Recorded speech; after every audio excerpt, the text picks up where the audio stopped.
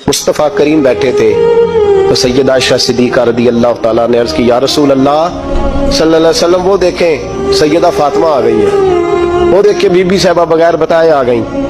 हज़रत फातिमा ज़हरा आई, हुज़ूर ने फरमाया फातिमा बगैर इत्तला के, हुज़ूर छोटा सा काम था, कैसे आई हो?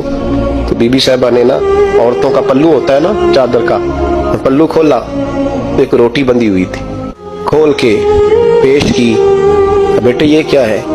अब्बा जी कई दिनों से घर में रोटी नहीं पकी थी, आज अली कुछ जौ लाए थे, पीसे हैं, चंद रोटियां बनी हैं, तो बच्चों ने तो खा लिया, तो मेरे सामने भी एक रोटी आई थी, मैंने लुकमा तोड़ा है तो मुझे ख्याल आया पता नहीं मुस्तफ़ा ने खाया है कि नहीं खाया, पता नहीं हुजूर ने रोटी खाई है कि नहीं, तो हुजूर मैं लेके हाजिर हो गई हूँ, मेहरबानी फरमाए। फरमाया बेटे बैठ जा।